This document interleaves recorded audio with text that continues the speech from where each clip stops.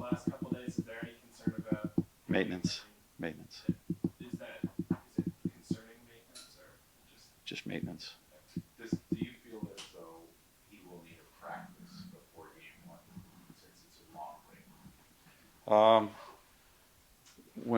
When our players return to the ice, they return to the ice, and so if he's cleared for practice, he's cleared for practice. I know you hate talking about schedules, but it's been kind of wild playing every other day for the last month and then 4 games in a 3-week stretch. What does that do for just the mental side of the game, away from the rink? And I thought our guys handled it well the first time.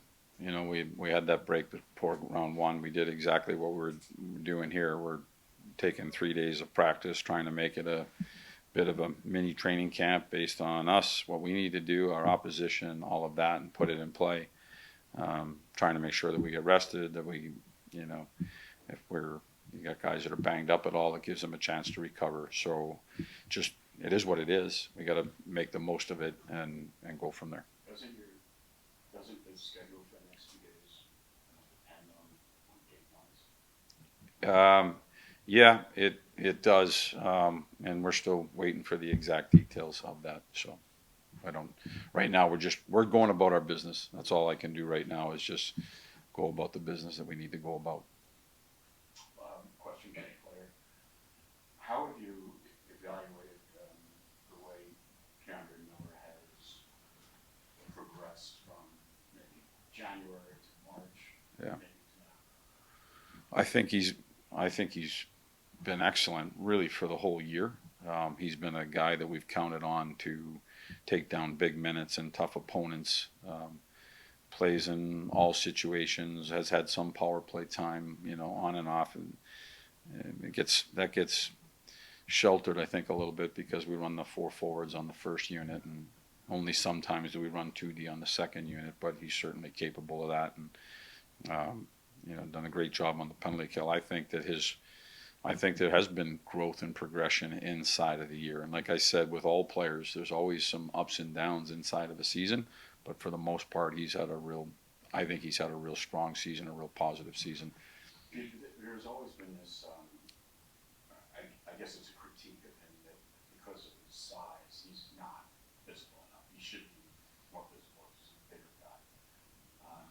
I'm not sure whether you have that stance or not, but do you think the playoffs forces a player to be more physical, I think playoffs are more competitive. I do think that they're more competitive. They can be more physical. I think that he plays a really solid game. I think he uses, player A may get his game done one way, and player B may get his game done a different way. Neither one of them are necessarily wrong because they're both successful in how they go about their business. Jacob Trouba is a real physical defenseman for us. I don't expect Key to play Jacob's game, and Jacob shouldn't try to play Key's game. I think that they're both really good at playing their game and making them effective inside of our lineup. I think that Key, he uses his physicality inside of battles. He uses his speed for positioning. He uses his stick for leverage. He uses his stick for an advantage in length to try and defend. And so there's different ways to defend and play a heavy game without actually having to be if that's what you're asking me, being that real physical defenseman. I do think he is physical. I think he's done a great job against top players and top lines. He does it in his own way, and that seems to work for him. Yesterday you had mentioned that, you've talked to Vincent Trocheck about Carolina. That was the question. This isn't a new opponent. I mean, heck, you've coached against Rod Steens for several years now, and they haven't seen them. So I'm curious, just what value does a player who played for them and played for that coach add now that is different maybe from what you already know? I think it's just a little bit of insight about how they play the game or particular players that maybe they have some insight on. I always feel like I know players better after I coach them. Probably the same can be said for a player after they played with somebody. And I think that probably happens, to be honest with you, in most series, that there's information trying to be shared to just get information about the opposition, about the player, the opposition, the way they play, a power play, a penalty kill, a neutral zone forecheck, whatever it might be.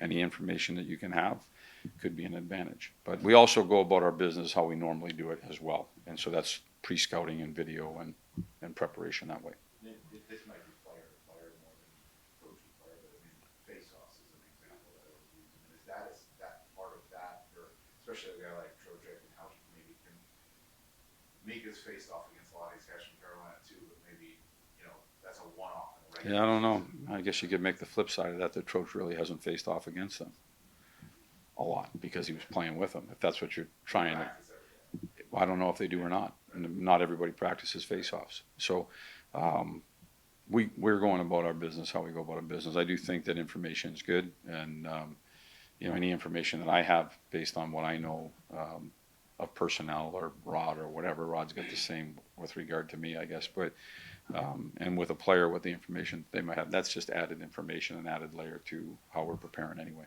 About the man-on-man 5-on-5 in the offensive zone, that aspect.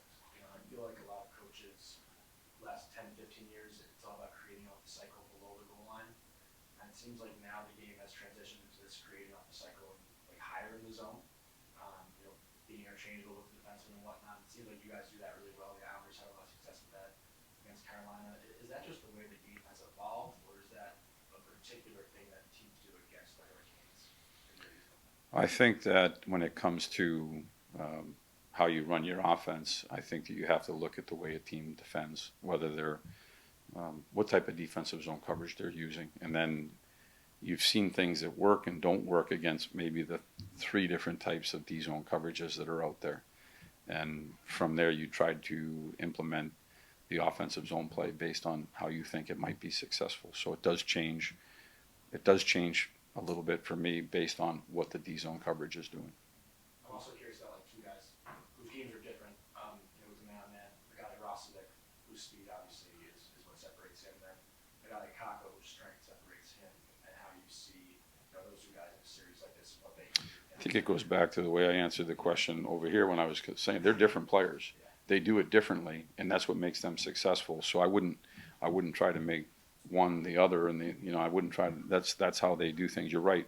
Rosie does it through speed and quickness and acceleration, and Capo does it based on his size and his ability to hang on to pucks and bull his way around down low. They both do it differently. So, but that's what makes them successful. Rod is known as a detail-oriented coach. Mm. I think a lot of that's what Trocheck said it, I've heard from other players. You coached him several years ago. Was he a detail-oriented player?